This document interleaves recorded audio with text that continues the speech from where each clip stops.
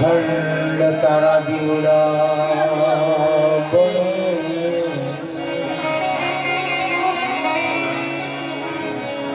જય જય રસુલમાં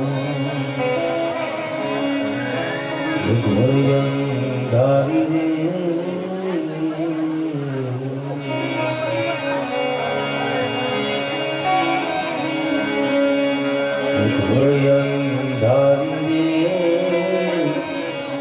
तेरा कलरी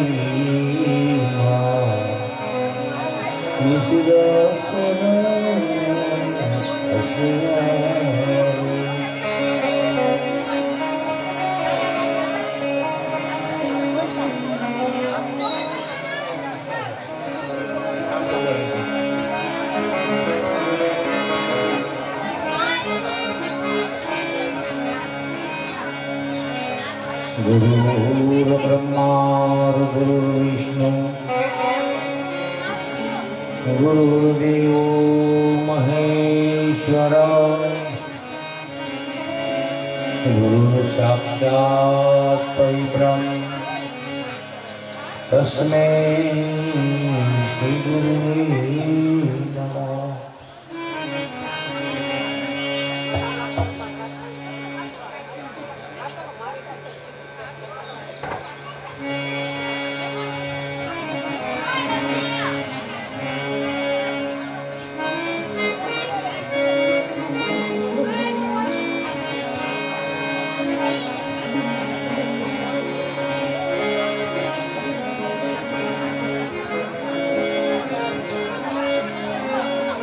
રાજકોટ જિલ્લાના માનનીય સાંસદ શ્રી પરસોત્તમભાઈ રૂપાલા અહીંયા થોડી વારમાં આવવાના છે, જેની હું આપને જાણ કરું. ભાઈ શ્રી નિલેશભાઈના કહેવાથી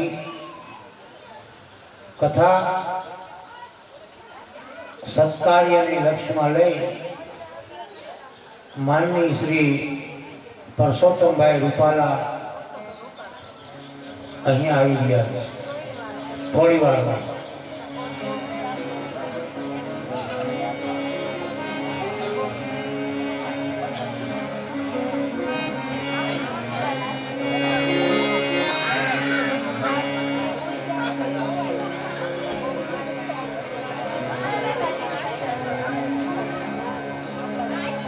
जय जय राधे रमण हरि बोल, जय जय राधे रमण हरि बोल, हरि बोल, हरि बोल, हरि बोल, हरि बोल।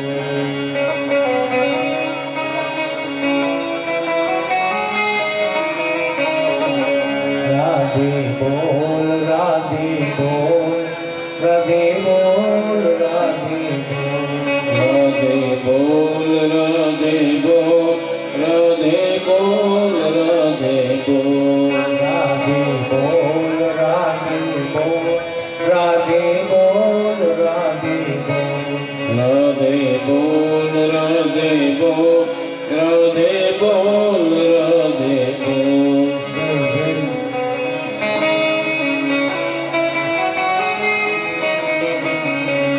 राधे बोल, राधे बोल, राधे बोल, राधे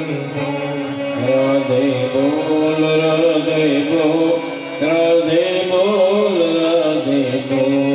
यारे मुकुंद माधव राधे राधे बोल, यारे मुकुंद माधव राधे राधे बोल, यारे मुकुंद माधव राधे राधे बोल, जय मुकुंद माधव राधे राधे बोल, राधे बोल, राधे बोल, राधे बोल, राधे बोल, राधे बोल, राधे बोल, राजा बोल, राधे बोल, राधे बोल, राधे बोल,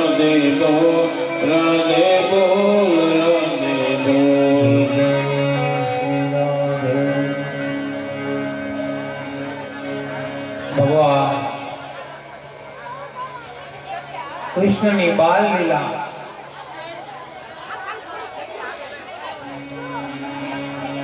બેનો વ્યવસ્થા જળવાઈ જાય એવું કરો, અવાજ ઓછો કરો.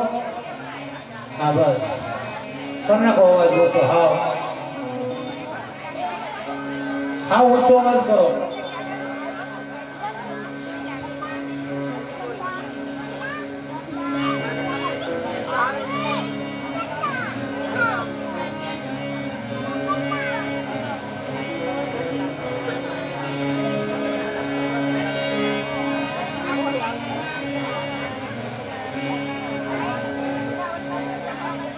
ધીમે ધીમે ભગવાન ઘરથી બહાર નીકળ્યા છે. થોડાક મિત્રો સાથે મળ્યા અને સાથે મિત્રો મળ્યા એટલે ગ્રુપ બની ગયું. ભગવાન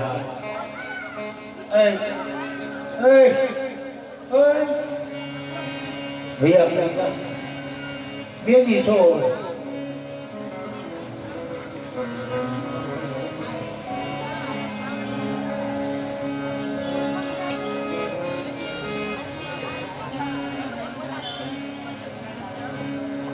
એક ગ્રુપ બન્યું અને ભગવાને તમને મને શીખ્યું કે સંગ શક્તિ કલોયું.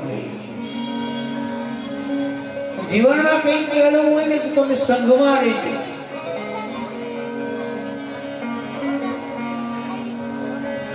જીવનમાં કંઈક મેળવવું હોય તો સંગમાં રહેજો.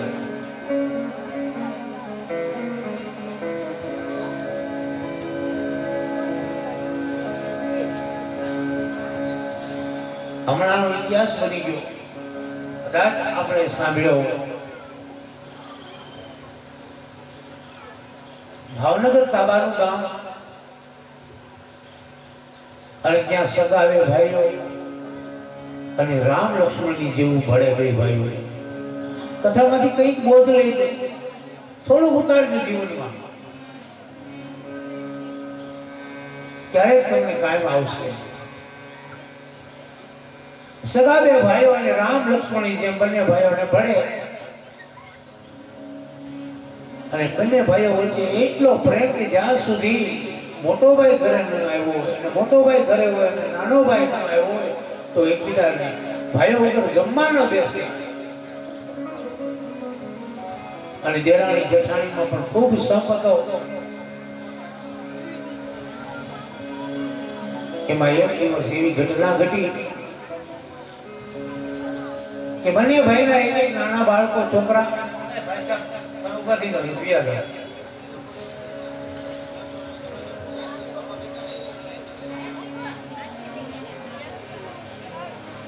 પછી બંને ભાઈને એક દીકરો, બંને ભાઈઓ માટે એટલો પ્રેમ હતો, રામ લક્ષ્મણ જેવો પ્રેમ અને સીતા અને ઉર્મિલાનો જે પ્રેમ હતો એવો દેરાણી જેઠાણીને પ્રેમ.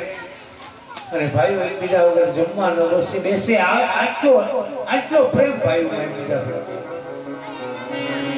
એમાં એક દિવસ નાનો ભાઈ બપોરનો સમય છે અને પોતાની ઓસરીની અંદર ખાટલો ઢાળી બેઠો છે. સામેથી મોટો ભાઈ આવે છે અને મોટા ભાઈના હાથમાં એક શેરડીનો સાંઠો હતો. શેરડીનો સાંઠો હતો અને બંને જે નાના બાળકો બંને ભાઈઓના જે હતા એ શેરડી ભાળે નામ દોડ્યા. પણ ઘટના એવી હતી કે જેવા સામેથી બંને છોકરા જોયા એટલે એના ભાઈ જે હતો એને શેરડીના હાંઠાના બે ભાગ કરી નાખ્યા. અને એટલું જ કર્યું કે જે થળિયાનો ભાગ હતો એ જેમ હાથમાં હતો ત્યાં ફેરવી નાખ્યા. થળિયાનો ભાગ એને પોતાના છોકરાને આપ્યો અને પૂછડિયાનો ભાગ હતો એના નાના ભાઈના છોકરાને આપ્યો. નાના ભાઈ આ બધું જોયું. જોતાની સાથે થોડું દુઃખ થયું. મારા ભાઈએ જોઈ શેરડીના ઊભા ભાગ કીધા હોત તો બંને છોકરાને સરખા ભાગમાં આવે, પણ જે વચ્ચેથી ભાગ કીધા એટલે સારો ભાગ એના છોકરાને આપ્યો, નબળો ભાગ મારા છોકરાને આપી દીધો. નાના ભાઈ હવે દ્રશ્ય જોયું, કઈ બોલ્યો નહીં. ગમ ખાઈ ગયો. બપોરનો સમય હતો. બંને ભાઈઓની પત્નીઓ બાળકો બધા સાથે જેમાં છે. મધ્યાહન થતો તો જેમાં પછી થોડી વાર આરામ થયો અને પછી જ્યારે નાનો ભાઈ જાગ્યો ને એને મોટા ભાઈને કીધું, ભાઈ હવે આપણે નોખું કરવું છે. હવે આપણે જમીન મિલકત જે કાંઈ છે એને આપણે ભાગલા પાડી દેવા. એટલે મોટા ભાઈએ કીધું કે કેમ ભાઈ, તને કઈ ઘટે છે? તારે કઈ જરૂર છે તો હું તને આપી દઉં. આપણે નોખું નથી થવું. એટલે નાના ભાઈએ કીધું કે નહીં, બસ હવે નોખું થઈ ગયું. ભલે ભાઈ તારી ઈચ્છા હોય તો નોખા થઈ જઈએ, મને કઈ તકલીફ નથી. તું નાનો છો, હું મોટો છું. પોતાની જે જમીનના ભાગ પાડતા હતા ને ભાગ પાડતા પાડતા 1 વીઘો જમીન કમેળમાં થઈ. 1 વીઘો જમીન કમેળમાં થઈ. નાનો ભાઈ કઈ એમાંથી અડધો ભાગ કરી નાખીએ એટલે મોટાએ કીધું કે નહીં, તા 1 વીઘો હું રાખી લઉં, તા તું રાખી લે. પેલા કીધું કે નહીં. અને 1 વીઘા જમીન માટેથી બંને ભાઈઓમાં અબોલા થઈ ગયા. બંને ભાઈઓમાં અબોલા ગયા. અને આ વાત ભાવનગર દરબારની પાસે ગઈ. 2 ભાઈઓમાંથી એક નમતું ન આપે. અને ભાવનગર દરબારે વિચાર કર્યો હવે શું કરવું? આ બંને ભાઈઓને મારે ભાગ કેમ પાડી દેવા? પણ એનો જે દીવાન હતો પ્રભાશંકર પટણી, પ્રભાશંકર પટણીએ કીધું, મહારાજ તમને જો કઈ વાંધો ન હોય ને તો આ બંનેનું સમાધાન હું કરાવી દઉં. અને પ્રજા વત્સલ રાજવી અને કીધું, પ્રભાશંકર જો એ થતું હોય તો બહુ રાજી છું. મારી પ્રજા સુખી હોવી જોઈએ. મારી પ્રજામાં ક્યાંય કહંપ ન હોવો જોઈએ. ભાઈઓમાં કોઈ જાતનો કટરાગ ન હોવો જોઈએ.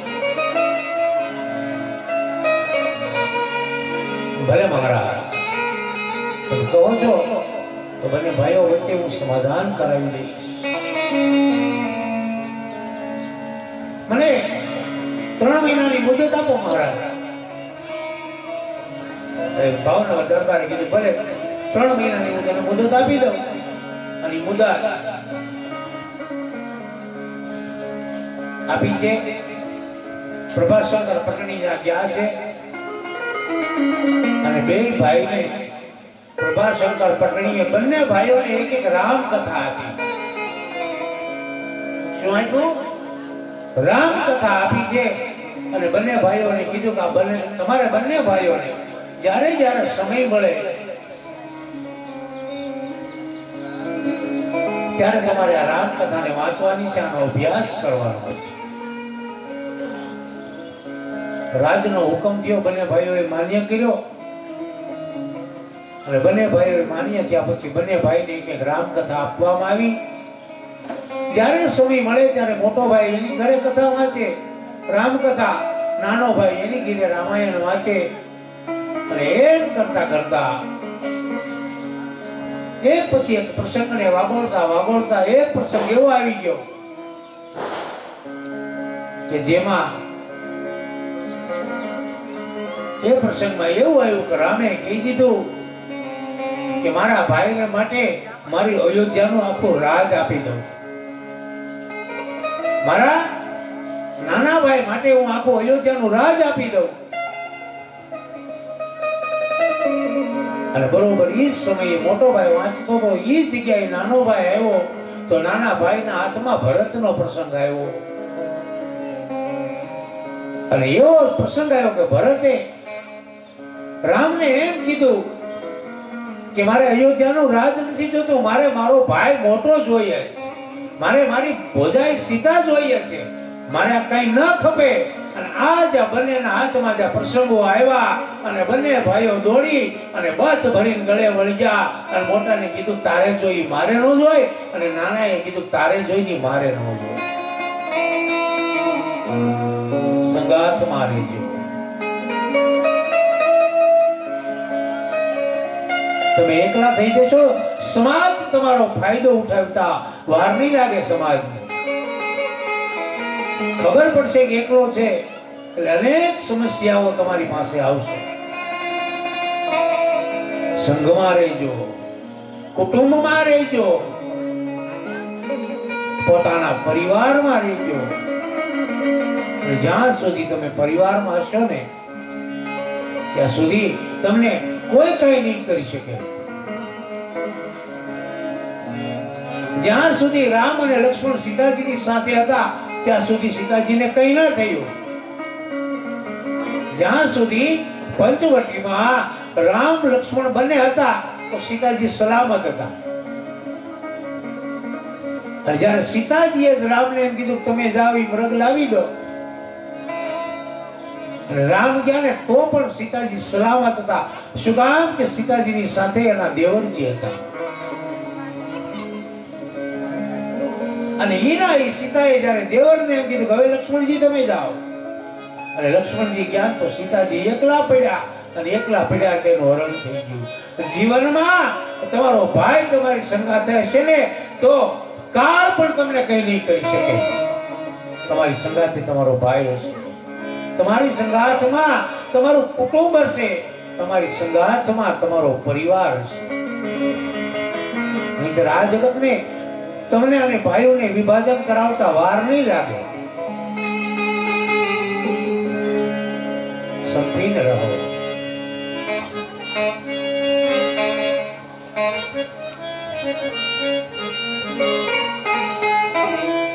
એક ગ્રુપ બન્યું, ગોવાળ જાઓ. ભગવાન કૃષ્ણએ તમને મને બતાવી દીધું કે જગતમાં જો વિજય મેળવવો હોય, જગતને જો જીતવું હોય ને તો તમારે તમારું ગ્રુપ જોશે. તમે એકલા નહીં જીતી શકો. તમારું ગ્રુપ હશે, તમારું કુટુંબ હશે, તમારી ભાઈઓ બહેનો અને ભોજાઈઓનો જો તમને સહકાર હશે ને તો તમે જગતને જીતી શકવાના. કોઈ નહીં રોકી શકે. જગતમાં ગ્રુપ જોશે.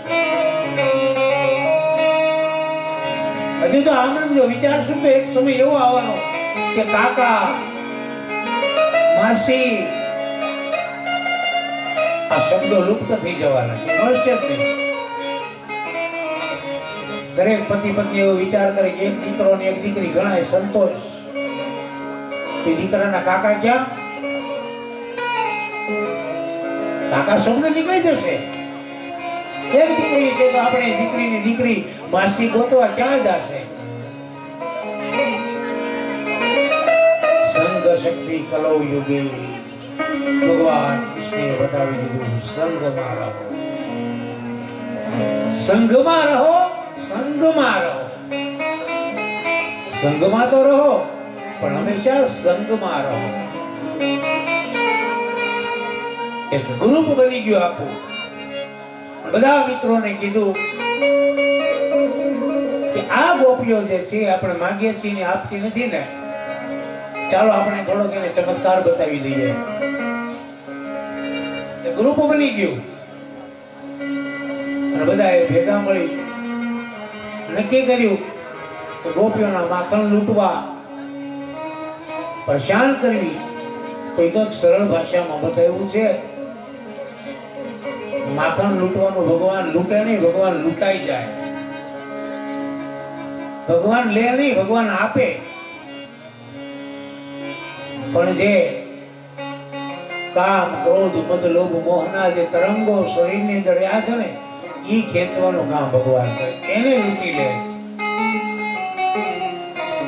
એક પછી એક ગોપીઓના ભગવાન મહી લૂંટે. વારંવાર ગોપીઓમાં યશોદાની પાસે જે ફરિયાદ કરે, માં તારો લાલો અમને બહુ કરડે છે, તારો કાનો અમને બહુ હેરાન કરે છે, અમારી મટુકી ફોડી નાખે છે, અમારું માખણ લૂંટી લે. યશોદામાં એક જો જીવનમાં ક્યારેક કોઈ છોકરાનો ઠપકો લઈને આવે, આ વ્યાસપીઠ છે, આ કોઈ શરમ નથી. સાંભળજો બેનો ખાસ, છોકરો કઈ તોફાન કરીને આવે અને એનો ઠપકો આવે ને ત્યારે 5 માણા ભાડે ને એમ છોકરાને ઠપકો નહીં આપતા. નથી 5 5 પાછા 25 ને કી આવશે કે હાલો એની ઘરે કેવા જાય એમ મમ્મી એને મારે છે. સમજવું બોલ્યો ને, સમાજ હાલતા તમારો ઉપયોગ કરશે. છોકરાને નીચો પડવા જ નહીં દેતા ક્યારેય, દીકરાને દીકરીને. પછી વ્યાજે પછી સ્વાભાવિક મા બાપની ફરજ છે, દીકરાને ઠપકો આપવો પડે, એને કહેવું પડે અને એને વઢવું પડે. પણ જાહેરમાં દીકરા દીકરીને ક્યારેય નીચા ન બતાવતા, કારણ કે એના એ દીકરા તમારા કાંધિયા બનવાના છે, ગામના નહીં. પેટે પાટા બાંધીને બાપ દીકરાને ભણાવે અને ભણી ગણી મોટો થાય અને વિદેશમાં મોકલી દે, અઢળક રૂપિયો કમાય, પણ એ જયારે બાપ મરે ને ત્યારે એને કાંધ તો એના પાડોશી જ આપતા હોય, એટલે આવી ન ગયા. કઈ રીતે આવે?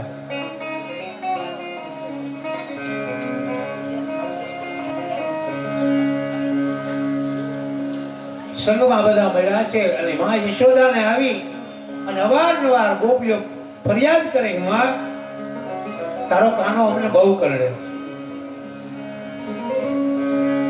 અને માં યશોદા એમ કે તમારી વાત જૂઠી છે, અમારે ક્યાં કઈ ઘટે છે, ઘી દૂધ માખણ તમારી ઘેરે લૂંટવા આવે? આ માને કોણ સમજાવે કે તારો કાનો જેટલો નટખટ છે એટલું ગામમાં કોઈ નથી? એ બહુ કનડે છે મને કાનો રે માતાજી તારો, બહુ કનડે છે કાનો, બહુ કનડે છે મને કાનો રે માતાજી તારો, બહુ કનડે છે કાનો.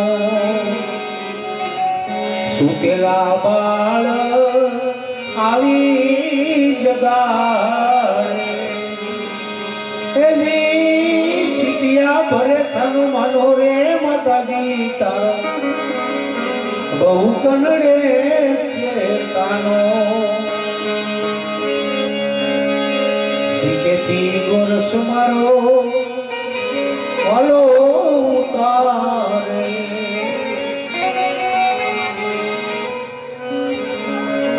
એથી ખાધા થોડાને ઢોલા દાદા રે માતાજી તારો,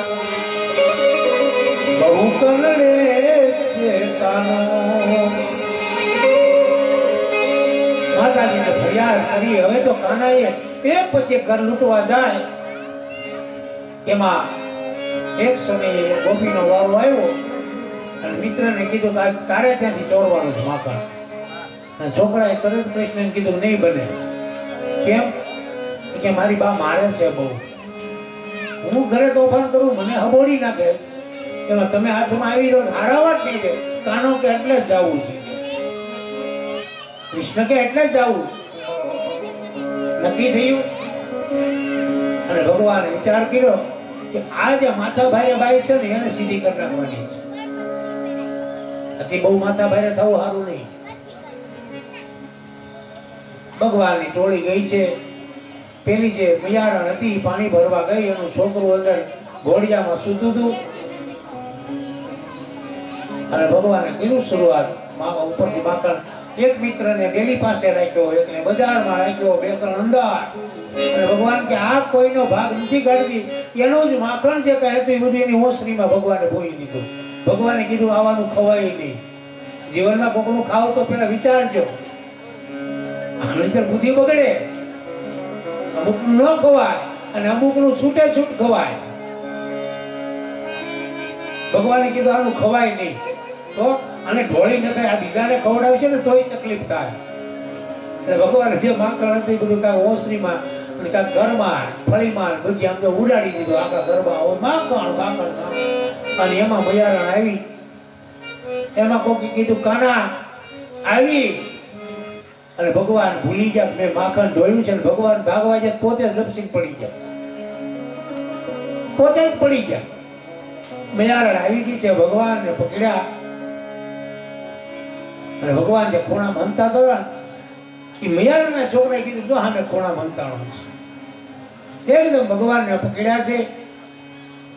આજી કે ચાલ તારી બધી ચોરી તારી માને બતાવી દો. જો આજ મેં રંગે હાથ પકડ્યો, કૃષ્ણને ઉપાડ્યા છે. એક પારકાના છોકરાને ડહળો આમ જોજો, વાર ન લાગે, પોતાના છોકરાને ડહળે. અને કાનુડાને કેમ ખેંચી જાય ખબર? જેમ કઈક કૂતરું કઈક રોટલી લઈને ભાગે ને કેમ દિશા હોય, એમ મૈયારણ ભગવાન નામ બજાર વચ્ચે તતડાવતી જાય. તારી બાને એટલી જમીન છે, લાટક્યો છો ને એટલી ગાયું છે, હું અમે ગુનો કર્યો એટલે તમારી ત્યાં દીકરા ને અમારી ત્યાં હું નથી. બજારમાં બોલતી જાય, તતડાવતી જાય, ભગવાન ડરતી જાય. ભગવાન કે ધીમી હાલ, પગ તો મને માંડવા દે કે પગનો દીકરો થા માયલા તારી બાપા. ભગવાને વિચાર કર્યો કે હવે આમાં આજ તો પકડાઈ જઈશું. પણ બન્યું એવું, અને કિરણબેન જેવી બાઈ હોય પછી દાઈત ભરી જતી હોય, ક્યાં ગયા?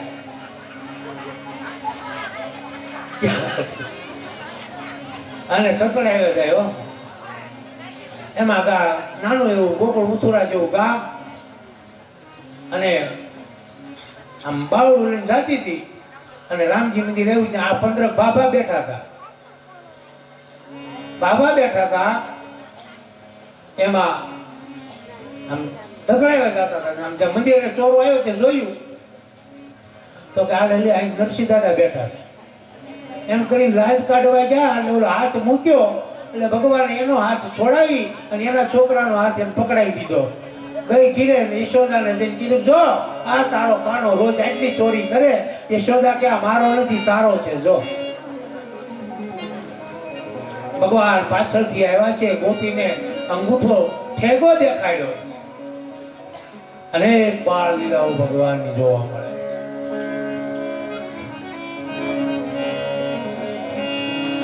7 વર્ષની ઉંમર થઈ છે ભગવાનની.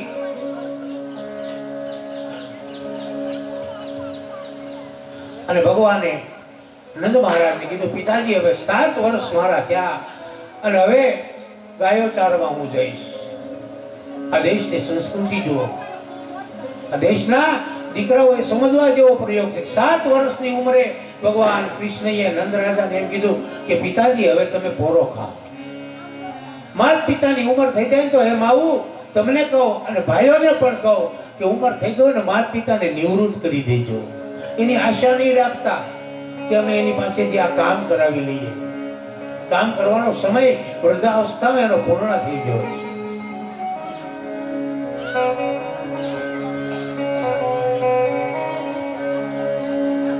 तो भी प्यासे को पानी पिलाया नहीं, फिर अमृत बहाने से क्या फायदा. माता પિતાની સેવા કરી લેજો, એની ઉંમરને ધ્યાન રાખજો. ભૂલો ભલે બીજું બધું પણ મા બાપને ભૂલશો નહીં. ભૂલો ભલે બીજું બધું પણ મા બાપને ભૂલશો નહીં. અગણિત છે ઉપકાર એના, એ ઉપકારને વિસરશો નહીં. માતા પિતાના ઉપકારને ક્યારેય નહીં ભૂલતા. ભગવાન કૃષ્ણએ જગતને બતાવ્યું કે 7 વર્ષની ઉંમરે એને એના પિતાને કીધું કે તમારે ગાયો નથી ચારવાની, તો હવે તમારે આરામનો સમય છે, તમારે આરામ કરવાનો. ગાયો ચારવા હું જાય. પોતાના મિત્રોને પણ ભગવાને સમજાવ્યા કે તમે પણ તમારા માતા પિતાને હવે આ કામથી નિવૃત્ત કરો, આ કામ આપણે સંભાળવાનું. અને દીકરો યુવાન થાય અને એના માતા પિતાનો બોજો જે હોય ને પોતાની માથે લઈ લેવો જોઈએ. માતા પિતા તમે આરામ કરો, તમારે જે જરૂર હોય અમને કહો, અમે તમારી સેવા કરીએ. હવેથી વ્યવહાર અને ઘરનો બોજો અમે અમારા માથે લઈએ.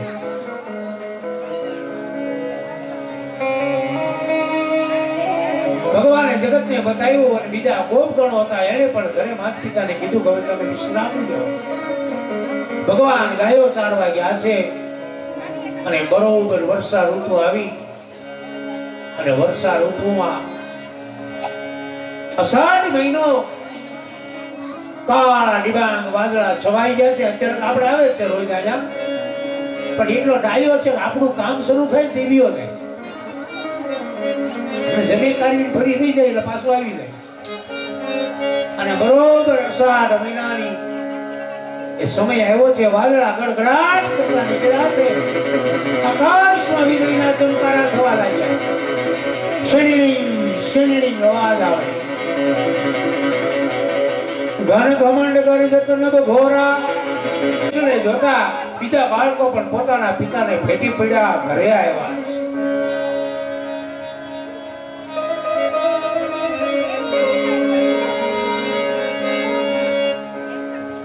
ત્યાર પછી ભગવાન પોતાની લીલા આગળ વધારે.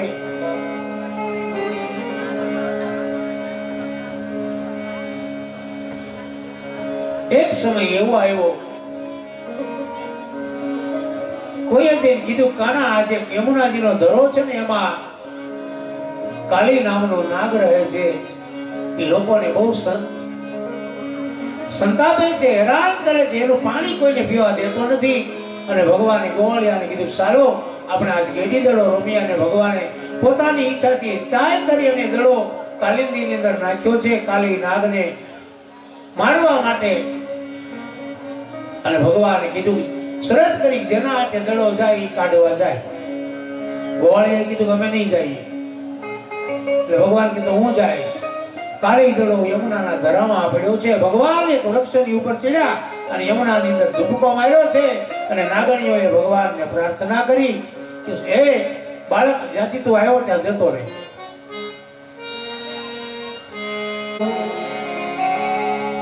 નથી નાગણ મારા ભૂલ્યો, એ નથી મારા વેરીએ વળાવ્યો.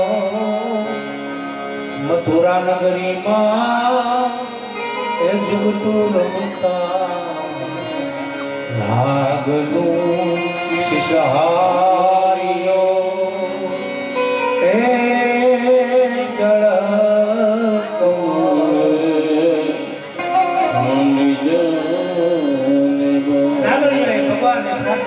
ભગવાન સમજાવે નાગને જગાડ્યો છે. બને બળ્યા બાતે વળ્યા કાલી નાગનો ભગવાને નાથી અને એના અહંકારનું દમન કર્યું છે. અને નાગણીઓએ પ્રાર્થના કરી, મહારાજ એ અમારો સ્વામી છે, તમે એને મારી નાખશો ને તો અમને વિધવાપણું આવશે. આપણે આ જો હું અહીંયા તવણા હું નથી બોલ્યો, આ જાહેરાત કરી દઉં. તમામ માતાઓ, બહેનો, ભાઈઓ, વડીલો, વૃદ્ધો બધાને એક મારી ખાસ નમ્ર વિનંતી, હું દરેક મારી કથામાં જાહેરાત કરું છું. આપણા સમાજમાં જે સ્ત્રીના આપણે સુકન લેતા હોય, જે સ્ત્રીના હાથે આપણે ચાંદલા કરાવતા હોય, જે સ્ત્રીના હાથે આપણે ચોખા અને આપણા કપાળમાં ચાંદલો કરાવી સુકન લેતા હોય અને કમનસીબે એ સ્ત્રીનો પતિ મૃત્યુ પામે ને તો આપણા સમાજમાં અઘટિત શબ્દો વપરાય છે, બહુ ભયંકર શબ્દો વપરાય છે. મારી દરેક કથાની અંદર મારી નિયમ છે કે એક શબ્દ મારે કાયમને માટે, આપણા આગળ તો નથી કહી શકતો પણ ગુજરાતમાંથી એક શબ્દ કાયમને માટે આપણે વિદાય આપવાની છે. હવેથી કોઈ પણ સ્ત્રીનું ભગવાન આવું ન થવા દે. કદાચ કોઈ સ્ત્રી વિધવા બને ને તો જે શબ્દ આપણે વાપરીએ છીએ હું એકવાર બોલીશ, પછી નહીં બોલું. કારણ કે મેં પણ પ્રણ લીધી છે કે જે કથામાં એકવાર એક શબ્દ બોલી જાય પછી એ શબ્દ બીજી જગ્યાએ નહીં બોલું. અને તમે પણ પ્રતિજ્ઞા ઊંચા હાથ કરી લેજો. જે શબ્દ આપણે ઘણીવાર બોલે છે કે હવે ફલાણી જગ્યાએ જાવું ચાંદલો કરવા, તો ફલાણા કયો એટલે તરત બીજી ભાઈ બોલે કે રાંડી રાંડ છે. આવો શબ્દ બોલે, તમને શરમ ન થાય? આ હિન્દુની આ સંસ્કૃતિ હોય એવું લાગે તમને? આ શબ્દ કાયમને માટે કાઢી નાખવાનો. હવે આ શબ્દનો પ્રયોગ નહીં કરવાનો. કદાચ કોઈ સ્ત્રી એવી હોય ને તો એને તમે વિધવા કહેજો, યા તો ગંગા સ્વરૂપ કહેજો.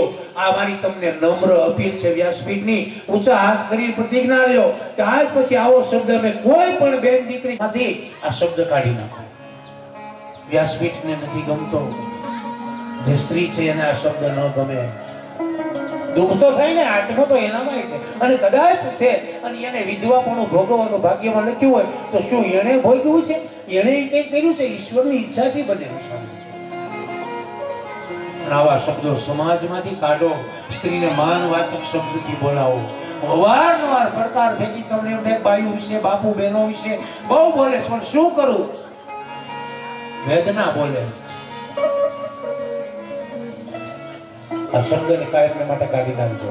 વિધવા બેન શબ્દ વાપરજો, ગંગા સ્વરૂપ વાપરજો, યમુના સ્વરૂપ વાપરજો. તો આવા શબ્દ બોલીએ દ્વારિકાધીશ કી. આવા શબ્દનો પ્રયોગ નહીં કરતા. આ પ્રતિજ્ઞા છે દ્વારકાધીશની સાક્ષી.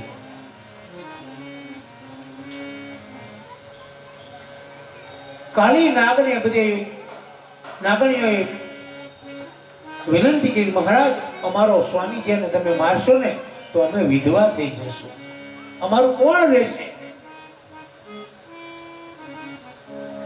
ભગવાને દરેક નાગણીઓનો અરજ સાંભળી છે. નાગને કીધું કે હવે આ દરો છોડી અને તું સમુદ્રમાં જતો રહે, અને જ્યાં મારું નિવાસ સ્થાન સમુદ્રમાં છે ત્યાં રહે. એટલે નાગ દેવતાએ કીધું જ્યાં હું નહીં જાઉં. કેમ કે સમુદ્રની અંદર તમારો વાસ શેષ શૈયા ઉપર. તો બોલે હા, તો તમારો જે જગ્યાએ વાસ છે ત્યાં તમારું વાહન ગરુડ હોય. બોલે હા. એટલે ભગવાને કીધું તને મારા ગરુડની જે બીક છે ને, ચાલ હું તારા મસ્તકની ઉપર મારા ચરણ પધરાવું છું, અને મારા ચરણ જેવો ગરુડ જોશે એટલે તને કાયમને માટે તમારે ગરુડ અને સાપને તમારું વેર જતું રહેશે.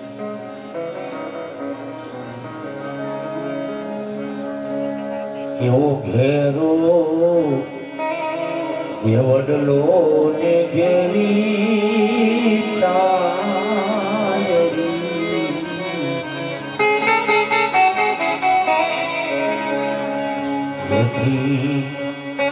એવી ઠોર છે મારો બાપ જો, એવો ઘેરો એ વડલો ને ઘેરી છાયરી. બાપ તો બાપ છે, બાપ એ તો બાપ છે બેન. કારણ કે ઘરના તમામની ચિંતા કરનાર વ્યક્તિત્વ જો કોઈ હોય તો એ બાપ છે. હમણાં પણ મેં કીધેલું ને કે છોકરાને કઈ થાય તેની માતાને કે, માતાને કઈ થાય તો એના બાપને કે. બાપ કોને કહેવા જાય કે મને આ તકલીફ છે? મનમાં પૂજાતું કોઈ જો તત્વ હોય તો એ જગતમાં બાપ છે. અને બાપ છે ને તો એ તમારા ઘરની છત છે. એ છતના બાપના છતની છાયાની નીચે તમે વરસાદ, તડકો અને ઠંડીથી રક્ષણ મેળવી શકો. છત છે, બાપ છે.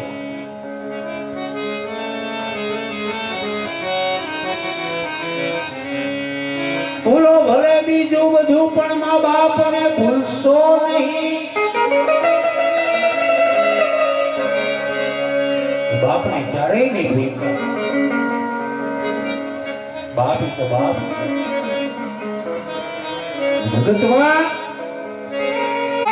બાપ છે ને તો માનો સિંદૂર સલામત છે. અરે એટલું જ નહીં, બાપ છે ને તો માં પણ સલામત છે. ભૂલી જાજો બધું, બાપને નહીં ભૂલતા. તમે ક્યારે કલ્પના કરજો, જે બાપ દીકરીને પરણાવે ને ત્યારે એને પાઈ પાઈ કરીને પૈસો બચાવ્યો હોય. ગઈકાલે પણ મેં મારી વાત કરી હતી તમને. બાપનો હરખ, બાપનો પ્રેમ અને દીકરીને જે બાપની ઉપર પ્રેમ હોય ને એવો જગતમાં ક્યાંય હજી પ્રેમ નથી.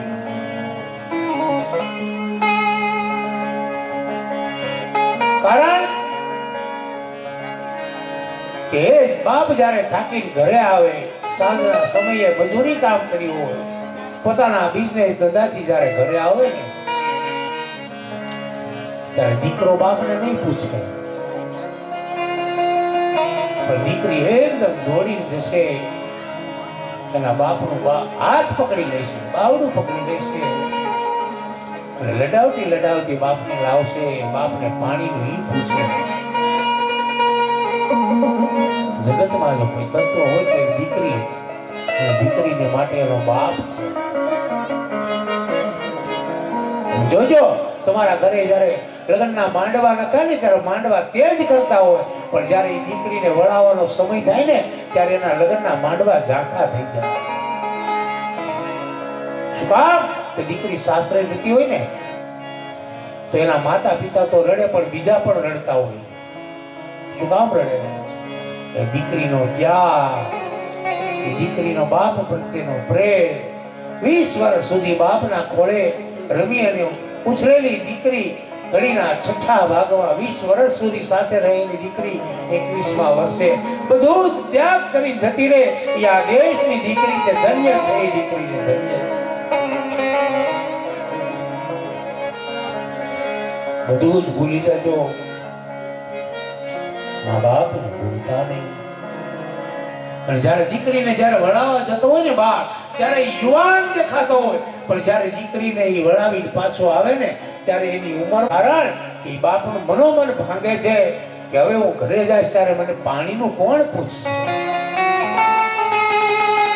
પાણીનું કોણ પૂછે. દીકરી દોડીને આવતી, બાપના હૃદયમાંથી શબ્દો નીકળતા હોય છે.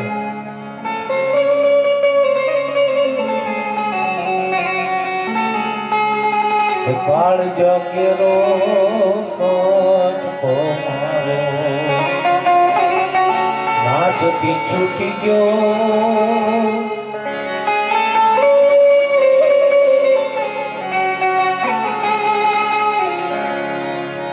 જગતમાં બાપ છે ને તો માની ચૂડી અને ચાંદલો સલામત છે, બાપ છે તો માનો સિંદૂર સલામત છે. જેથી બાપ જગતમાંથી વિદાય લેશે ને ત્યારે એને ચારેય બાજુથી ચારેય દિશે દશબાના એને વાવા રાખશે. અને બાપ હોય ત્યાં સુધી દીકરો શાંતિથી સૂતો હોય. સુતા કે છોકરાના દીકરાના મનમાં એવું છે મારો બાપ જ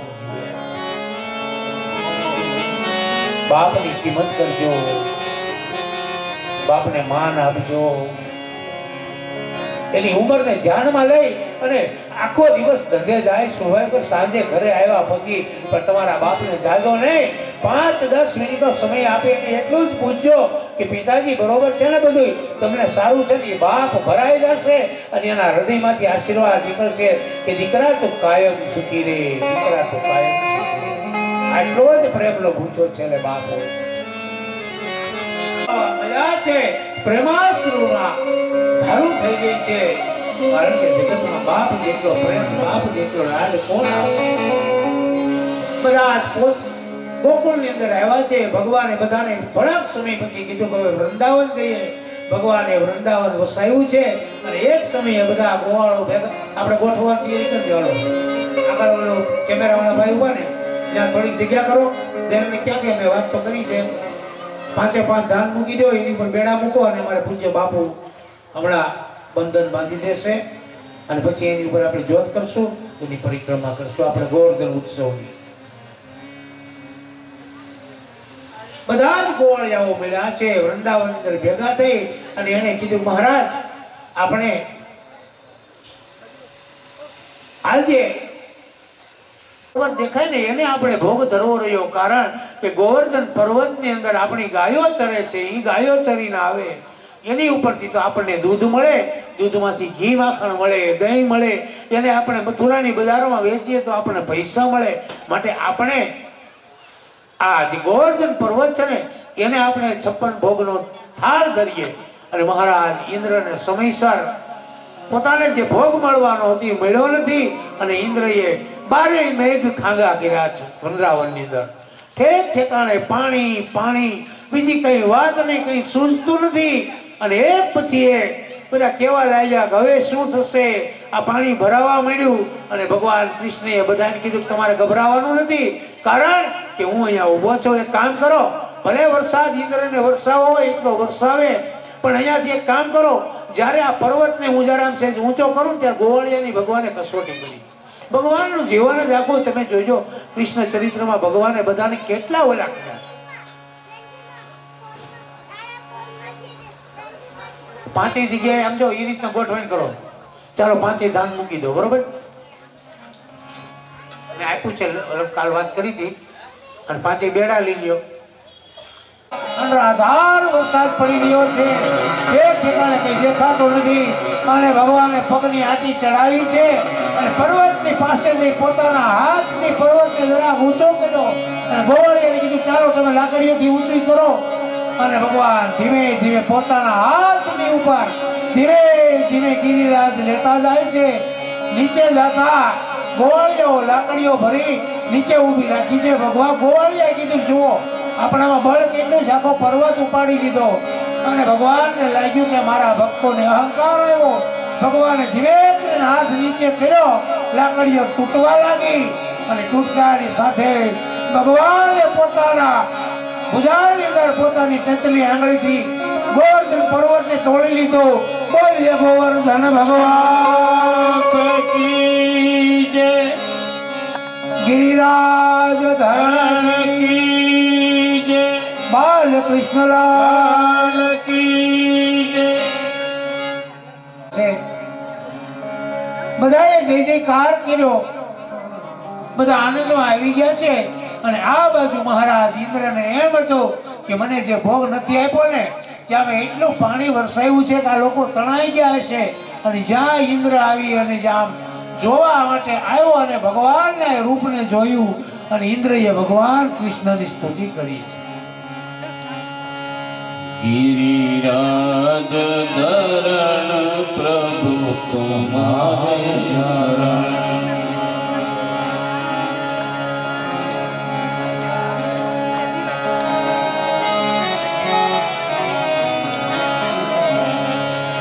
तुम्हारे चरण प्रभु तुम्हारे शरण, गिरिराज धरण प्रभु तुम्हारे शरण.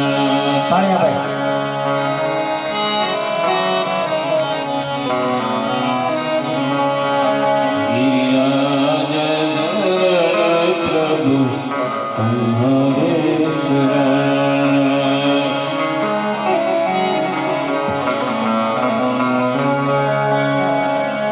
तुम्हारे शरण प्रभु तुम्हारे शरण.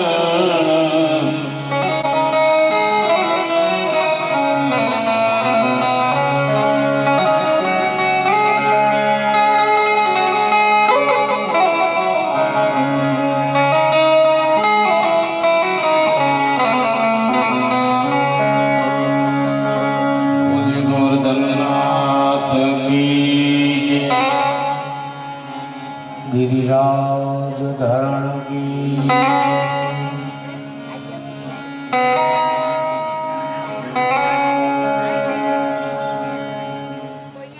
गई थी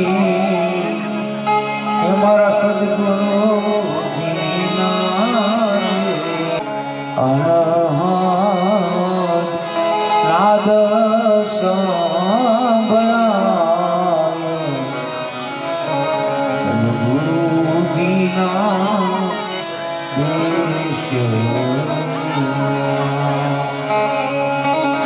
रे એ વિનાની હું પર્વત ચડી.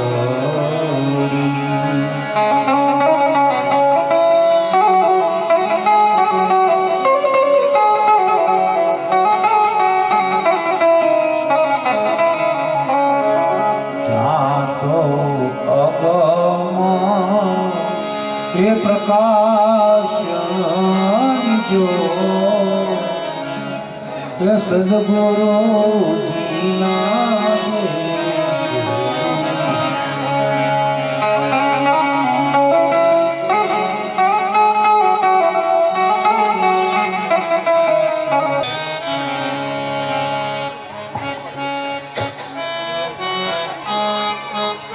આજે રાત્રે આપણે ગોવર્ધન ઉત્સવ પૂરો થાય પછી આપણે આજે સવારે માતાજીના લગ્ન લખ્યા છે, સગાઈ વિધિ કરી છે. અને આજે સાંજે 9 સાડા 9 વાગે આપણે 9 વાગે આપણે સાંજના ગીત રાખ્યા.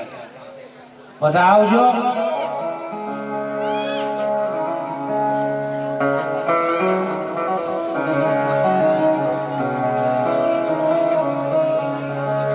લગ્નનો માંડવો રાત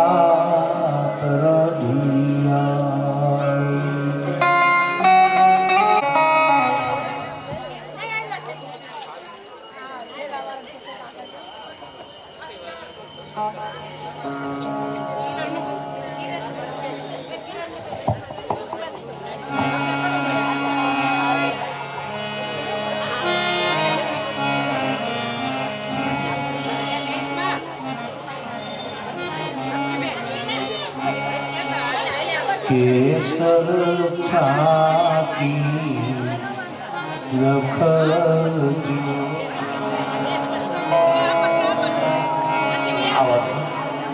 આપણા રાજકોટ જિલ્લાના લોક લાડીલા એવા સાંસદ શ્રી પરસોત્તમ દાદા રૂપાલા આવ્યા છે અને તાળીઓના ગડગડાટથી વધાવી લો. પરસોત્તમભાઈ દાદા રૂપાલા ભૂલી ગયો. હમણાં માનની અને લોકલાડીલા એવા આપણા રાજકોટના સાંસદ શ્રી પરસોત્તમ દાદા આવ્યા છે. એને તાળીઓના ગડગડાટથી વધાવો. સ્વાગત સ્વાગત.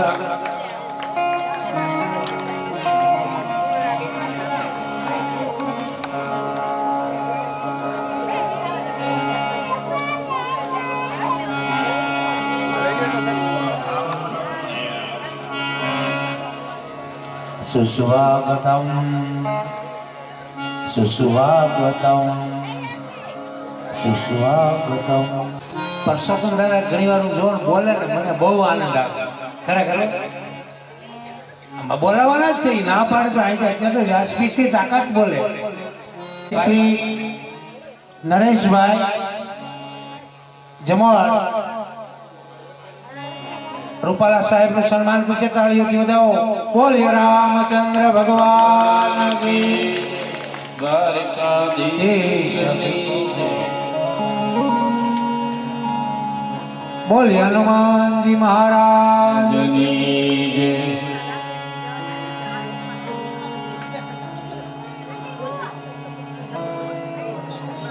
અને હવે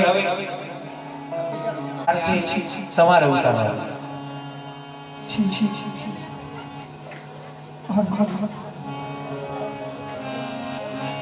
ચાલો આરતીની તૈયારી કરો. સન્માન વિધિ થાય પછી.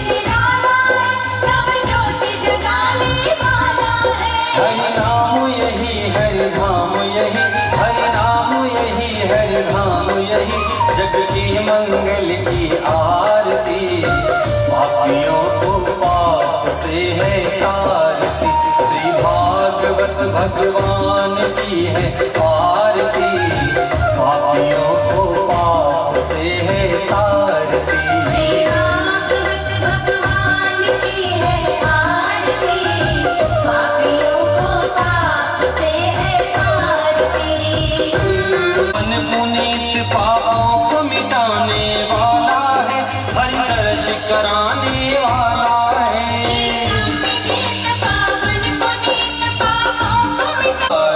श्री भागवत भगवान की है आरती,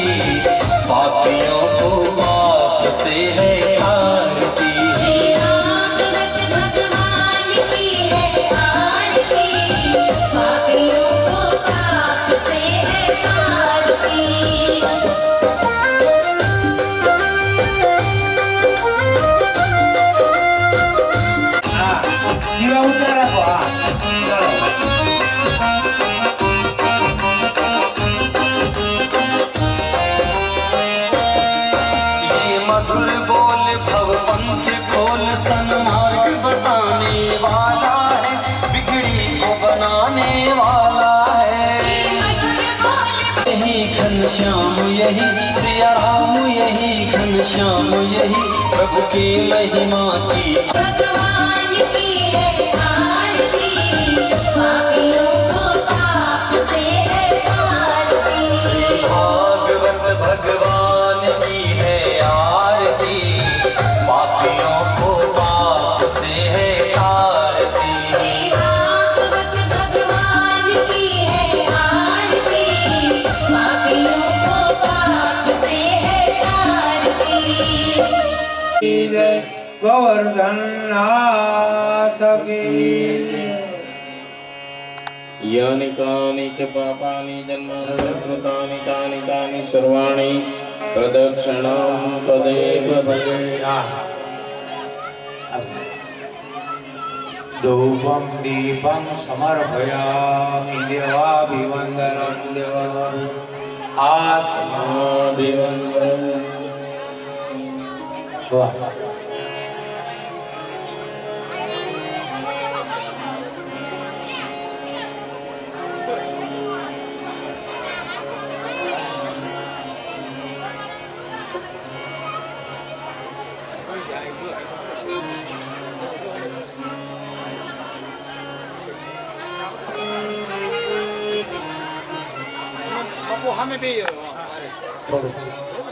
દાદા ભાઈ ભગવતે વાસુદેવાય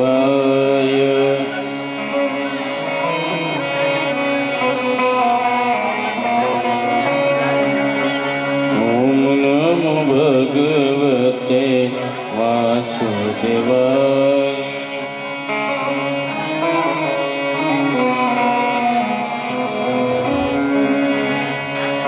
वासुदेवाय हरि वासुदेवाय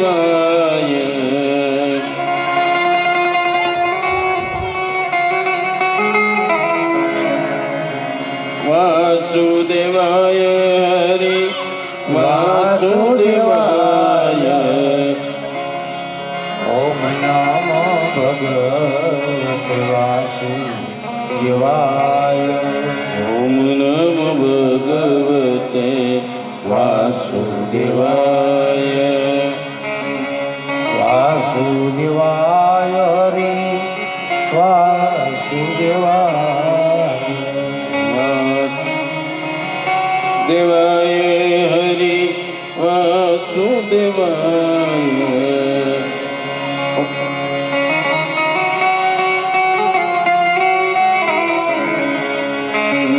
ओम नमो भगवते वासुदेवाय ओम नमो भगवते वासुदेवाय वासुदेवाय पितृतृप्त थाय वासुदेव बोले न पितृतृप्त थाय वासुदेव बोले न पितृ स्वर्ग जाय वासुदेव बोले न पितृ स्वर्ग जाए वासुदेव बोले न पितृ मोक्ष थाय वासुदेव बोले न पितृ मोक्ष थाय ओम नमो भगवते वासुदेवाय